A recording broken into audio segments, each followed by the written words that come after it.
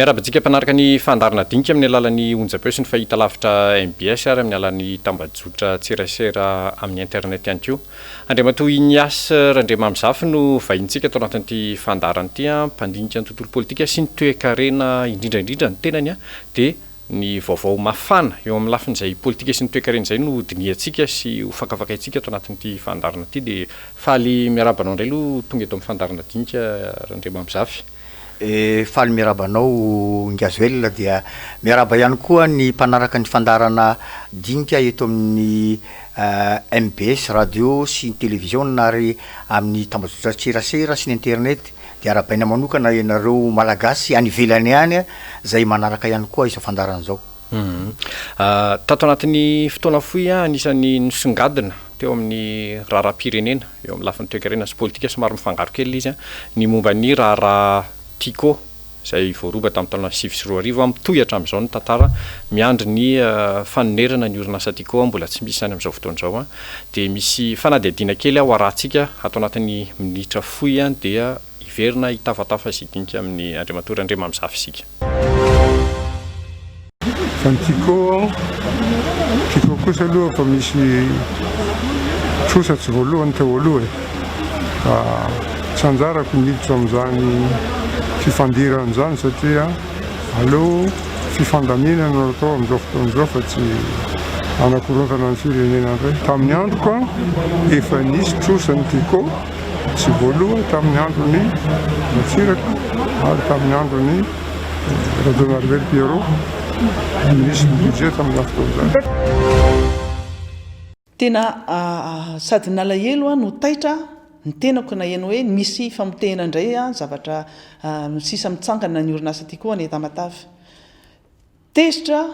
satria zavatra mitranga dia hoe ao anatin'ny fotoana masahirana ohatran'izao ao anatin'ny fahasahiranana tao anatin'ny fibohana tanteraka natao antsokosoko ary tsy nampandrenesina ny orinasa Tico ny tompona andraikitra ny orinasa zany nanaovana ny famotehana na ny manaovana démolition ny orinasa io. Malahelo ianao satria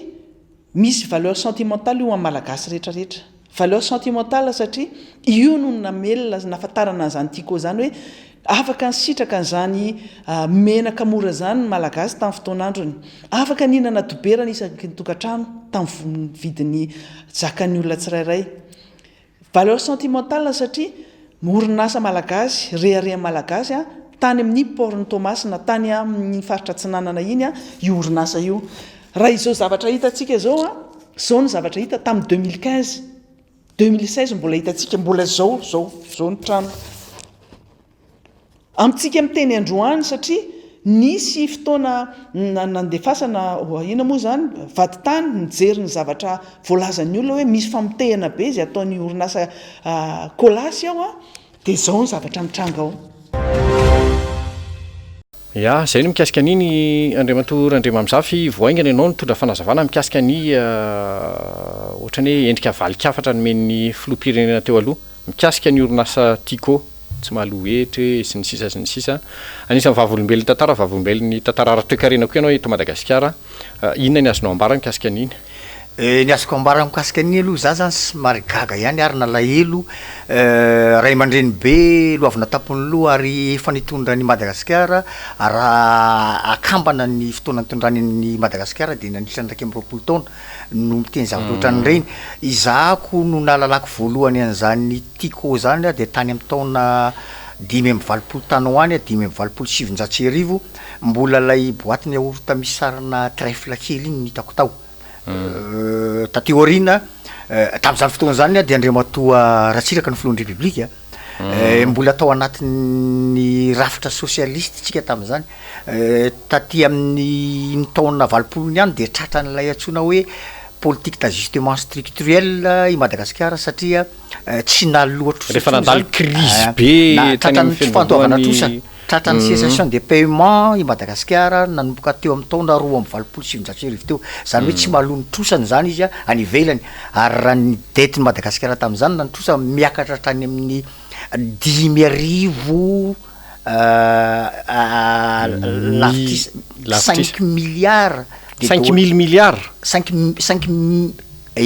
any ny dollara ny trosatsika de rehefa tsy malotrosa ianao de miditra am'izay a ny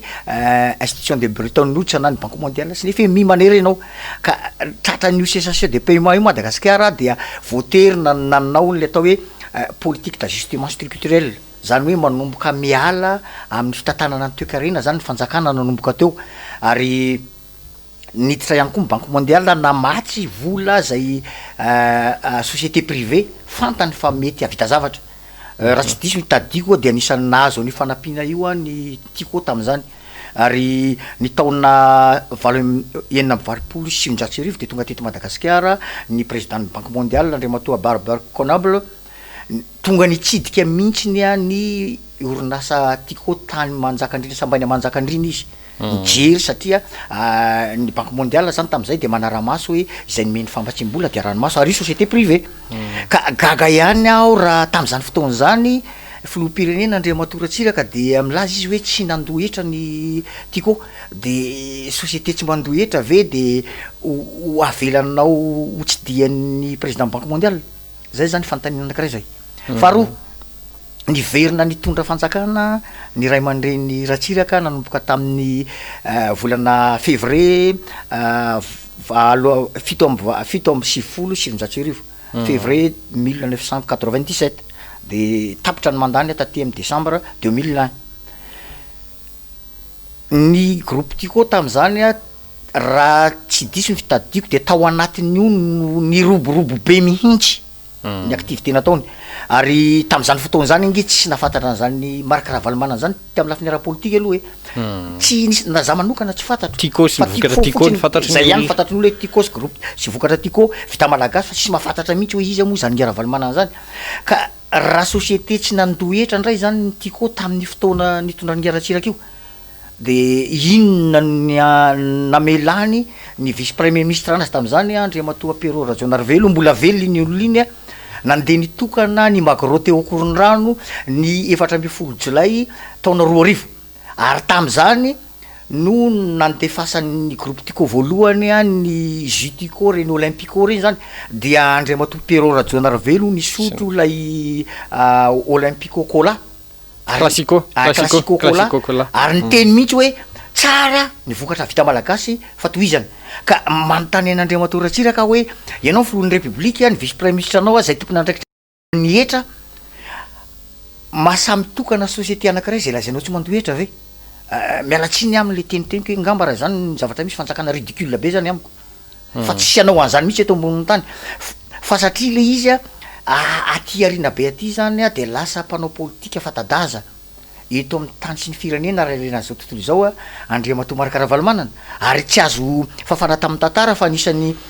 nifaninana taminy ary naharesy zany Andriamatoa Ratsiraka zany Andriamatoa Marc Ravalomanana na de tao anatin'ny heriny aza ny Arema tamin'ny taona 2010 de resin'Andriamatoa Marc Ravalomanana de lasa misy atson'izay tao anatiny tao ary manontany ohatry zao mihitsy a raha nirotsaka ho mairana Antananarivo Andriamatoa Marc Ravalomanana tamin'ny taona valo amby sivy sivanjato sy arivo teo hoe vao fantatra izy hoe nisy an'izany Andriamatoa Marc Ravalomanana zany de ahoana izy no afaka nirotsaka nefany a efa tam'izany fotoana zany a ny 211 bis zay milaza ny etranao de pièce maîtresse zany hoe taratasy anankiray ngeza indrindra ao anatin'ny fahafahanao mirotsaka fa raha tsy manana an'iny ianao na tsy nalohetra ianao de tsy afaka mirotsaka ianao ka naninona ny afaka nirotsaka izy tam'izany raha ohatra ka tsy nalohetra ny Tico ary Andriamatoa Marc Ravalomanana nge talohany io PDG ny Tico fa tsy directeur général raha directeur général manko izy de tsy anazy zany le société fa raha PDG izy a farafaratsy misy ampahany ny société misoratra ao anatin'ny 211 bisiny ka raha ohatra ka tsy nalohetra le société tazany tatany ma PDG anazy tsy mahazo ny 211 bis iny izy ary tam'izany nge vao nanomboka irotsaka Andriamatoa Marc Ravalomanana efa ataoko hoe nangororo ihany ny Arema satria voaterina nirotsaka miaramila perinasa ny général Rakotombe Benjamin ny candidat ny avy nge nisorony tao mihitsy de nanomboka teo ny atson'izay nanomboka teo zany le atson'izay ka sarotra be ny ino an'izany hoe société tsy malohetra de hotokanana vice premier ministre ny fanjakana de avela mirotsaka ara-dalàna ny PDG ny fa izay ho ale izy satria mpifaninana taminy ary mandraky ty ny androany de mbola azo lazaina hoe mpifaninana matanjaka ary mpitarika toko politika matanjaka eto amin'ny tany sy firenena zany andreo mato marakaravalamanana zany de tadiavana daholo any atsojay atao amin'ny rehetrarehetra ya nytoy moa ny tantara andriamantoy ny asy randriamamizafy a ny afara tamin'ny taona fanonganam-panjakana tamin'ny taona 2024 mitoy hatramin'izao le antsizay atao amin'ny orinasa tiako amin'ny akapobeny a mbola voanisy na rahantsika zao ny tsara ny fanapotena ny tiako ny Tomasina ny fomba fijerinao an'izay zava-misy amin'izao fotoana izao. Ny fomba fijeriko an'io zany aloha de zao rehefa nisy ny raha 2024 iny a de ny rahana hita teto ny zavatra nitranga ny fanapotena ny orinasa groupe Tico Magro tsy lazaiko ny hoe nanahoana tamin'ny lundi noir na ny 9 janoary 2024 fa de samy nandro baziazy bainy tany na ity toerana isiny MBS ty aza maita am'zany fa ny zavatra nisy a teny andalana teny a de nisy ny feuille de route ny article fa 5 sy fa 9 ny feuille de route de mametraka tsara mihitsy hoe izay olona na société ka tratran'ny fahasimbanana na fandrobana tamin'ny événement ara-politika nanomboka tamin'ny 2024 ka tamin'ny fotoana nanaovana sinian'io feuille de route io zay soniavana ny 9 septembre 2011 dia tsy maintsy indamin'izena daholo ary ao anatin'io de hoe apetraka amin'ny CFM ny fikakaranan'io ary misy fond de solidarité atsangana ka raha tsy diso ako dia ny fanjakana malagasy miantoka 30% fa ho anampy ny any ivelany nanao sinian'io a ny Ankolafy Ravalomanana, ny Ankolafy Rajoelina, ny Ankolafy Ratsiraka, ny Ankolafy Zafy ary nanampy an'io nanao sinian'io ny raisam-pirenena tamin'ny alalan'ny PNUD Nations Unies, nanao sinian'io Union Européenne, nanao sinian'io SADC, nanao an'io ny Union Africaine. Zany hoe lasa accord politique international zany io. Tsy vita an'izay fa io de ambony lalam-panorenana nolanina olona lany io ambony lalam-panorenana ny tatanana ny lafiny ara-politika atao de ny tatanana ny teteza mita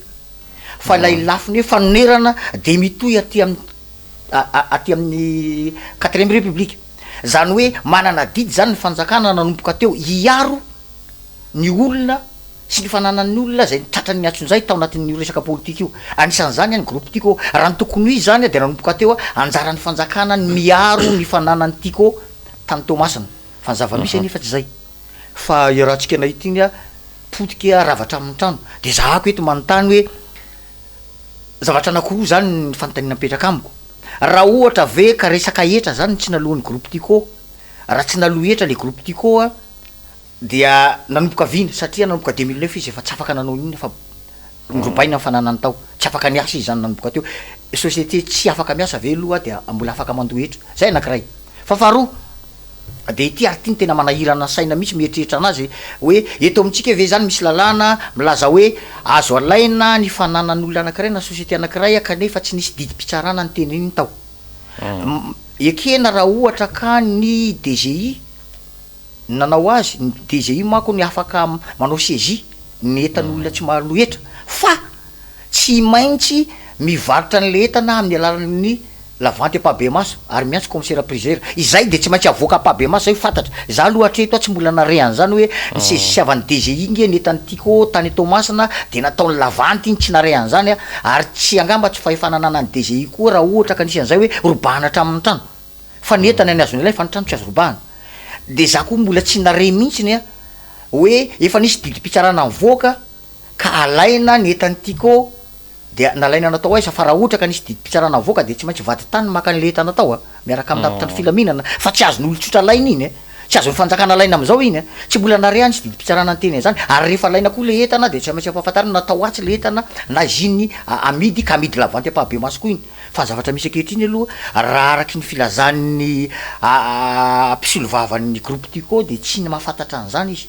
tsy mahafantatra izy hoe nisy ary tsy fantatrarana ny toerana misy ny entana raha natao aiza le entana tsy mahafantatra izy hoe iza ny naka ny entana tao tsy mahafantatra izy hoe iza ny namefaefana nandrobany io toerany tao ary nanapotika hatramin'ny trano de za zany de miteny mahitsy be hoe le zavatra io anatin'ny Sainte Port ao anatin'ny port tsy tafiditra ao ianao azo elona raha tsy manana taratasy mazava tsy afaka mamoaka entana tao anao raha tsy misy taratasy mazava any aminao any satria ao anatin'iny hoe misy groupement des gendarmerie nationale misy commissariat de police inge ao hoe misy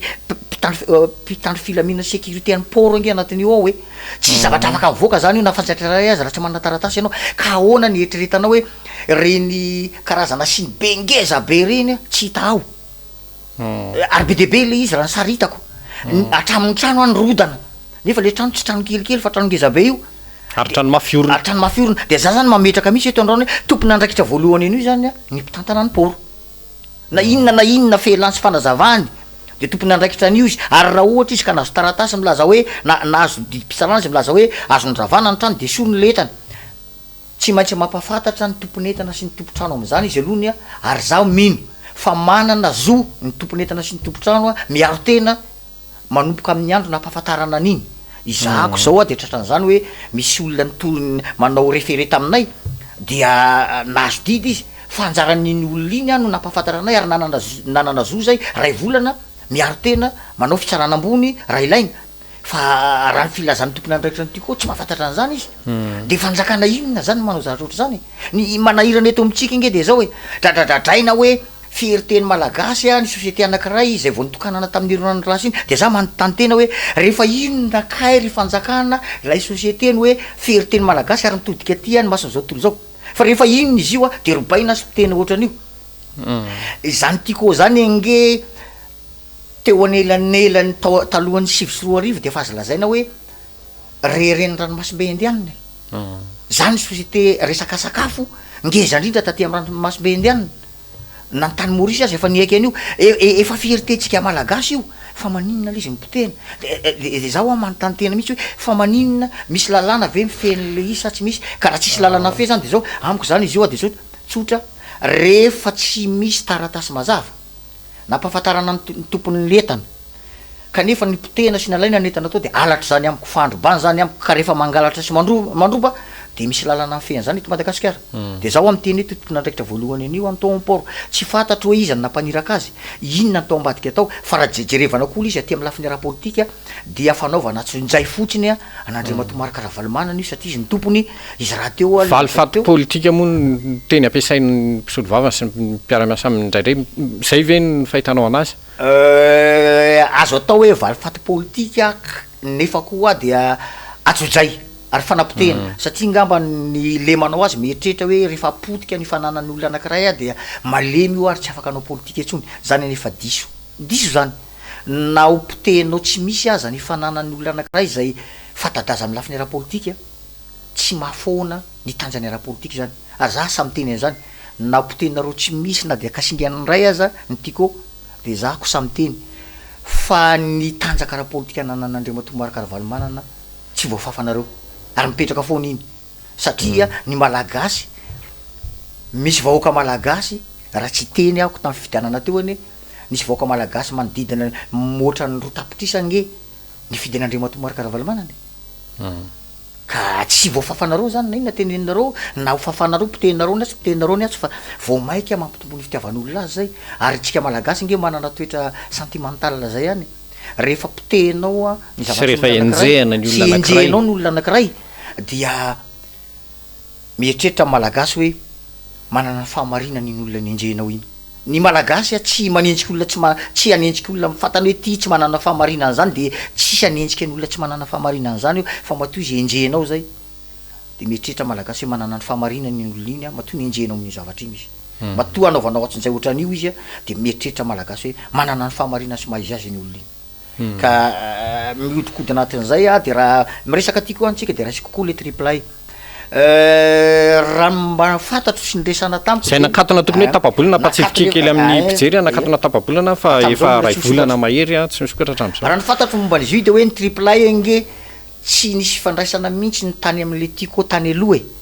zany hoe ara-panjakana zany izy io de société vaovao mihitsy ny a manana ny nify anazy manokana ny araketra azy manokana na ny siège social ny ary toa anazy manokana tany fa ny fanaraka fotsiny izy a tamin'ilay fotodrafitrasa-mbola nananany tiko zay tavela atao tsy niasa mba ho ampiasainy sy lay logo nananany tiko mba ho ampiasainy zany azo atao tsara zany hoe reto misy fitaovana tsy miasa azo ampiasaina le logo nafantaran'olona ny tya mety aminay azo ampiasaina misy fifanarahana orinasa tsy miankiny io anankiroa zany tsy idiran'ny fanjakana zany fa de gaga koa hoe ananany fanjakana etra 170 milliards izy teo ny triplay ny triplay raha sy diso a tamin'ny 2016 ny nanomboka ny asa voaigny nataona vitsivitsy efatra taona zay izy nanomboka ny asa de raha société anatin'ny efatra taona nanomboka ny asa io ny activité nataony fantatry ny rehetrarehetra io ve de isehetra fitopolo amby zato lavitrisa 170 milliards raha anaty efa taona nge zany mandoetra manodidina ny 580 lavitrisa 65 milliards d'ariary isataona nge zany le triple A de mba société inona ny mahavita activité ka afaka manana capacité andoetra na ny etrany de manodidina an'zany hoe 65 milliards d'ariary zany tsy fantatro conglomérangeza be tsy fantatro manao inona dolo angambany zany de anontaniko mihitsy ny eo amy DGI hoe mba kajy ahoana loatra nanaovanareo an'zany kajy ahoana satria triple A vao tamy 2016 izy nanomboka ny asa fa tsy hoe efa ela be tany fa raha jerena amin'io de mbola ampifamatorana amin'ny anaran'Andriamantoa marakara valomanana indray le izy a dia mandeha koa ny atso-jay politika ao anatiny ao a fa raha ohatra ka tena etra io de nareo any nge ny teny hoe fanakatonana administratif tsy moatra ny 10 andro fa izao ngamba tsy efa ray volana zay de inona koa zany le lalàna mikasika an'zay raha tena ny lalàna ny ampiarina za azo elona miteny ohatr'izao foana tsy misy firenena azo ampandrosoana tsy ao anatin'ny fanarahan-dalàna ary faharoa manarak'izay état de droit tsy maintsy manao état de droit ianao fa koa mamerina foana hoe ny mpitondra tena mahay indrindra mitantana ny firenena de tsy mamerina mihitsy ny adisoana nataony mpitondra teo alohany fa raha vao mamerina an'izay dia tsy mba ininnininy zay io atso-jay ara-politika atao ampifanandrina amin'ny tena io efa nisy teto Madagasikara io de maninona ary miteraka disadisa politika miteraka disadisa politika foana mandraky tena andray maninona mamerina indray ny mpitondra misy ankehitriny ary raha andany zany mpitondra ankehitriny dia vavolombelona mahita an'zany voaka malagasy misy atso-jay politika eto misy disadisa politika eto na inona filazana azy na inona filazana misy an'zany eto hafahafa ihany ny zavatra ohatra zany anisan'ny vaovao mafana faraparanko iny asan'ireo mamizafy a ny mikasika ny RN13 zay hoe ho amboarina atsoatsy androany ihany moa tena nanomboka nisy ny voaka teny mitambajotra tserasera rehetrarehetra teny nampatsehivy ny olona ny fanaovasony ny fifandrana efa tamin'ny taona 7 sy 20 talohan'izay koa nefa ny a tsara mampatsiahy efa nisy tetika asa tokony hanamboarana n'io lalam-pirenena io araka ny tenkitreo vavolombelona tantara raha toe-kareny ianao fa nampanazavana mikasika ny RN13 ny RN13 dia mbola lalana route nationale izy io fa lalana tany a miala Veosy hatrany Ambovombe Androy ny RN13 zany miala Iosy hatrany Fort Dauphin na Fara-Dauphin zay ny RN13 zay mandalo any Betroka de mandalo any Ambovombe mandalo any Amboasary ary mefara hatrany Fort Dauphin iny ny RN13 iny efa vita goudron tany amin'ny république voalohany ny tapany anelanelany Fort Dauphin jusqu'à taty Ambovombe fa efa simba ihany koa le izy satria tsy entretien tamin'ny fotoana nitondran'ny filoha marakara valomanana de efa nisy fifanarahana tamin'ny Union Européenne tamin'ny anaran'ireny Fed io de fifanarahana misy eo amin'ny Union Européenne sy ny Afrique Caraïbe Pacifique ACP zany io araky ny accord Cotonou zany réagirany io dia efa atao anaty programme an'asa ary efa tokony hanomboka ny fanamboarana ny RN13 tany amin'ny taona 2009 tany fa saingy noho ny fanonganam-panjakana nisy teto voasazy Madagasikara tapaka daholo famatsim-bola ny ao anatin'ny Fed dia isaky ny 5 taona de zay famatsim-bola anatin'iny zany ka satria ianao voasazy dia tapaka ny famatsim-bola de miandry indray miandry 5 taona manaraka zany ianao ka rehefa niverina tao anatin'ny setry iraisam-pirenena Madagasikara rehefa lany tamin'ny fomba demokratika Andriamatoa Rajaonarimampianina dia namerina ny Madagasikara tao anatin'izay setry iraisam-pirenena zay izy de niverina niarany asa tamin'ny Union Européenne indray sika dia anisan'ny nahazo indray Fed zany taty amin'ny taona 7 taty ary tao anatin'ny programme io ny anaovana ny RN13 RN6 mandalo Ambanjambilo be de misy lalana anankiray tsy tsaroko loatra dikan'izany zany raha ny teny ny filohan'ny république ankehitriny omaly hoe tsy hanao politika tsony ko raha ohatra ka tsy vitako ny RN13 dia amiko zany tsotra be ny amaliko azy vitanao ny RN13 rahabasoa rahabatsara fampandrosoana firenena zay ary efa tetika asa efa vita sony tany amin'ny 2017 io manofy fotsiny ianao amin'ny alalana continuité de l'état satria zay ny fitohizana raha-mpanjakana raha tsy vitanao izy de zay andatsanao fa zavatra efa soniavany efa vita ara-dalàna ve kanefa tsy vitanao indray de raha tsy vitanao zany le izy de tsofina rano anao andre matofolo fa aza manao politika tsony ianao satria zavatra hoy zay any Moramanga anao mandeha amin'ny lalana afakando anao ka ny akanjo no arebarebanao tsisy manakana anao tsony zany na kely aza tsy avy tanao an'io tsisy négociation mbola ataonao fa miandro ny famoaham-bola fotsiny anao de manomboka ny asa ka misy continuité de l'état eto a de tokony mba apetraka tsara ihany zay fa tsy tonga de hoe ny fomba ilazana azy mako de oatra mieritreritra zany izy hoe izy no ikarakara an'io sy anao négociation an'io zay tompoko diso zay efa vita ny négociation fa tonga de fanomboana asa no andrasana zay raha mikasika ny RN13 ya eo am'izay tontolo ny toekareny zay ihany Andriamantoa Ignace Randriamamisafy anisany hoe vanim-potoana nampiroborobo ny sehatra toekareny teto Madagasikara ny talohan'ny taona 2024 tsy tafarina Madagasikara tao aorianany zavanitranga tamin'ireny fotoana ireny mety mbola mila firy-taona raha ny vinavina amin'ny ankapobeny raha ny fahitanao anazy zay vao mety ho tafaverina amin'le toerana nisy Madagasikara talohan'ny fananganam-panjakana tamin'ny 2024 ny tontolon'ny toekarena amin'ny ankapobeny eto amintsika vinavina ho ia satria tsy siansa ny toekarena tsy voatery ho tena hoe tena raikitra alohany amaliko an'izay aloha de tia mariako ty ary tia zava-dehibe ny vahoaka malagasy de tsy nitazaina mihitsy ny tamin'ny resaka alala ny tontolo ara-toekarena satria eto Madagasikara nge raha ohatra ka miakatra trany amin'ny 5,000 aza ny litrana gasoil de tsisy malagasy andeha tokony nange hoe toekarena zany efa miteny an'izay ihany vao nanomboka ny confinement tany amin'ny volana May tany ary tsy lavitra ny 10,000 tsika zao tsy lavitra tamin'ny volana May nge io barilana pétrole io nge fa moins de $10 tany États-Unis ny WTI ny hena any ambanin'ny $10 ny tabataba daholo ny olona hoe fa manina ny antsika gasy tsy midina mihitsy de nambala mitondra fanjakana hoe ka satria mbola anana ny pétrole koa groupe pétrolier trosa manodidina ny 70 lavitrisa ariary ny fanjakana malagasy de zany nanontany tena mihitsy hoe fa tsy tokony fanjakana malagasy ve ny manana trosa am'ireny satria re olona reo nge mandoa taxe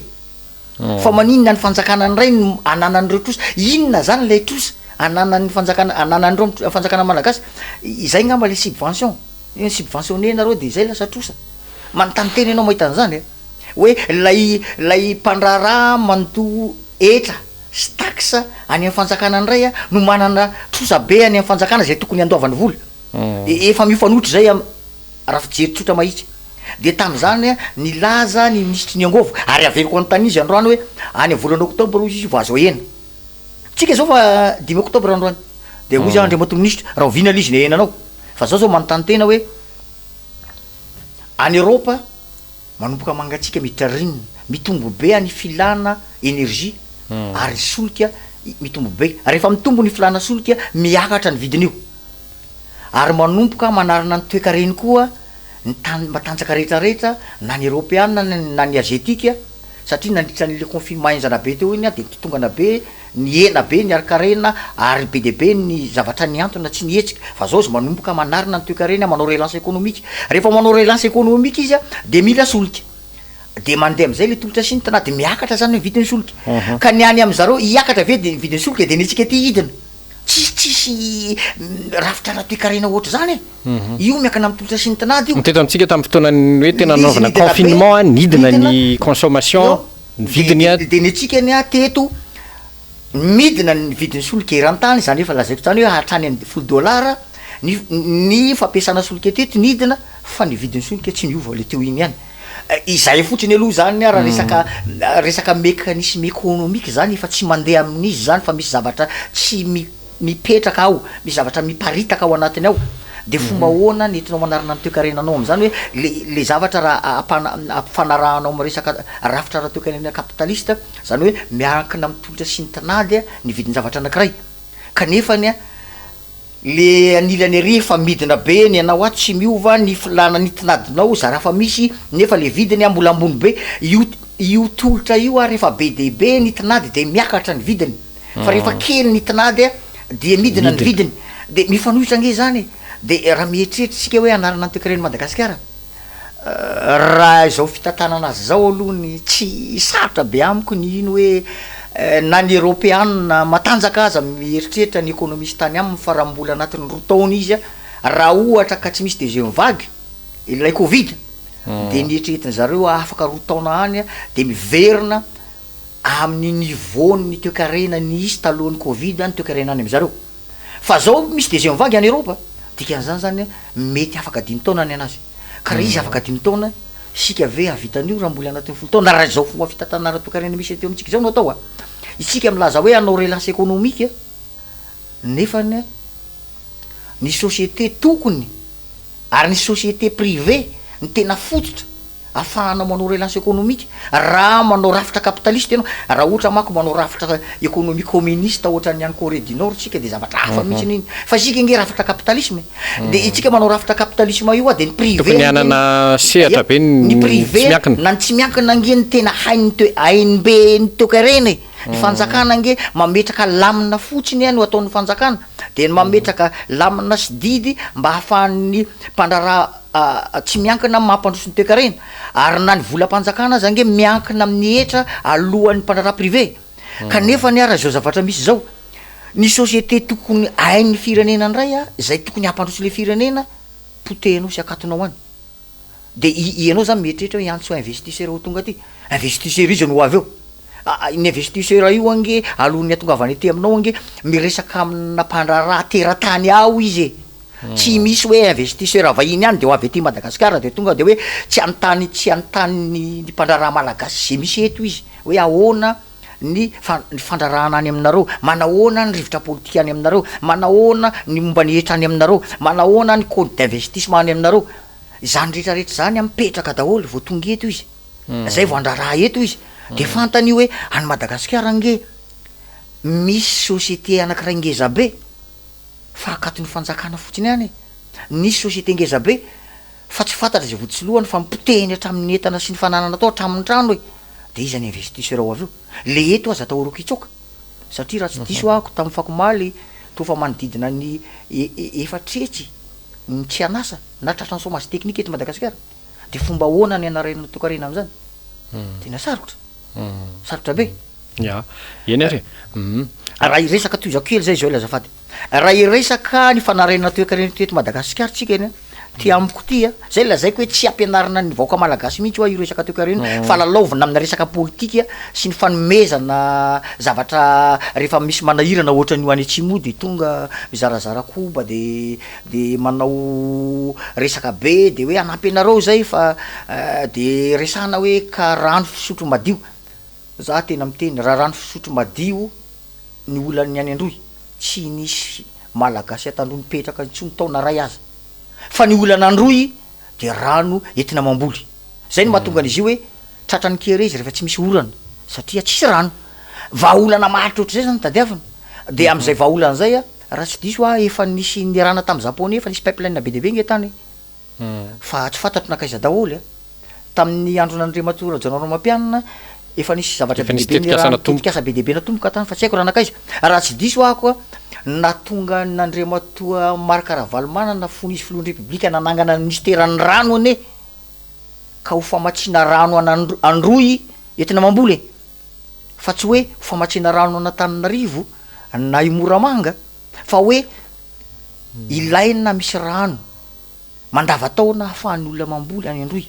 ary tam'izany raha tsy diso ako nisy efa nisy le projet hoe anao barazy ny manambolo say zany anaran'izay reny rano zay any ty aloloana Ambovombeta aty fa adino le izy de izay ny antony nananganany ministeran'ny rano io de novainy teteza mihitsy le ministeran'ny rano de novainy hatram'izao misy le ministeran'ny rano de raha zao izy vo iteny hoe anka anao efa projet tao daholo io fa mpanatanteraka sisa no atao raha ohatra ka tsy nisy mifanonganam-panjakana tamin'ny 2009 za mino fa nanana rano ambolena androy nanana rano ambolena androy satria fantatry ny mpitondra tsara tam'izany hoe ny olana androy tsy rano hosotrona satria raha rano hosotrona hoa tsisy olona mipetraka tsony tany efa tsy misy rano hosotrony any kinany ataony eo tsy maty eo daholo io fa rano entina mamboly ary mahatonga ny kere de satria tsy afaka mamboly le olona na namboly izy fa maty ny aintany le voly zay nge le mahatonga an'le kere le izy ane fantatra be mihitsy le olany efa nitadiavana ny vahaolana ka raha miresaka ny rano any androy de efa be deabe ny projet momban'io tao fa manatanteraka sisa no atao miresaka am'le toekarena am'izay raha mijery zao tamin'ny andron'ny filoha Philibert Tsiranana dia tany amin'ny taona enina am'valopolo sivinjato sy arivo tany izy ihany nanana ny arikarena faobe na ny PIB ambony rindra zay natratra enina faingo valo ena valopolo tany valo ambienipolo tamin'ny taona valo ambienipolo sivinjato sy arivo na mille 968 no natratra 6,83 ny PIB tsika iny fa magaga rehefa manomboka miakatra ny arikarena faobe ty Madagasikara de misy ny korotana politika dia nandalo crise politique tsika tamin'ny taona 2017 ny totongana latsaka tany amin'ny miiba 2 faingo 2,20 tany amin'ny taona 3,70 eo arikarena io tonga teo amin'ny fitondrana Andriamatora Atsiraka dia tany amin'ny taona 7,70 sivinjato sy arivo 1979 izy dia nahita koa arikarena faobe tany amin'ny 7,5 io misy dikany anatin'io ity arikarena faobe tamin'ity de vokatry natsona investissement outrance niarana fantatra an'izany daholo tsika fa tamin'ny révolution socialiste de nanao ny atao hoe investissement outrance ny fanjakana de zay ny nampiakatra be ny arikarena tany amin'ny taona 7,70 fa tratry ndray Madagasikara zay le lazaiko teo hoe tratra n'ilay cessation des paiements niakatra be satria nanao an'io investissement outrance io de niakatra be ny trosa zay natratra tany am'zany hoe 5 000 milliards teneniko zany dia ny taona raiky amby valopolo sika iny de efa nidina tany ambaniny moins 9,70% ratsy be nge zany moins 9,70% ny arikarena faobe tsika iny potika tanteraka ary nanomboka teo apotika ny toekareny Madagasikara dia tonga ny fitondran'Andriamatoa de tratran'ny transition ndray tsika iny taty amin'ny taona raiky amby 90 de tamin'ny taona raiky amby 90 de tany ambaniny enina miiba enina ndray ny arikarena faobe potika miapotika foana le toekarena dia tonga ny filoha Zafy Albert de taona 3 amby 90 dia niakatra tany amin'ny 2,50 izy fa ny taona 4 amby 7,7 sy arivo efa nanomboka ndray ny disadisa politika teo de nidina ohatra faingo fito ndray le izy dia tonga ny filoha Ratsiraka ny verina tondra Andriamatora Ratsiraka taty amin'ny taona 7 amby 7,7 sy arivo 1997 de nanodidina ny telo faingo telefona ny arikarena faobe ny Madagasikara dia nitranga moa iny crise politique tamin'ny 2002 iny de nihidina tany amin'ny niiba ndray ny arikarena faobe ny Madagasikara niena tany amin'ny 12% tany izy tamin'ny 2002 fa noho ny fahaizana mitondra nataony Andriamatora Marc-Ravalomanana ty tena zava-dehibe ty 2002 dia moins 12,67% ny arikarena faobe ny Madagasikara fa ny 2003 hery taona fotsiny taorinan'iny efa tafakatra 7,70 9,78 ezaka goavana be zany nanarina ny toekareny Madagasikara ary de nanomboka teo dia niabo foana ny arikarena faobe ny Madagasikara efa nanomboka stable tsika iny atao anatin'ny fampandrosoana na ny arikarena faobe tsika iny de nanodidina ny enina isanjato na ny volatsika iny teo amin'ny fanakalozana devise de fa nanomboka stable ny fandanjan'ny ariary sy ny euro fa raikitra ndray ny korotana politika tamin'ny taona 7,7 latsaka tany amin'ny 3 ambanin'ny 3 isanjato ndray moins 3, ndray lay arikarena faobe politika ndray mandeha ndray le toekarena dia tsy tafarina ndray io raha tsy niverina nanaraka ny tena demokrasia ndray tsika iny tamin'ny andron'Andriamatoa Erajaona Ramampianina zay nanodidina ny 3 isanjato ary tonga ny 4 isanjato ny izy tamin'ny 20 sy 2 arivo ka tsy haiko izy zao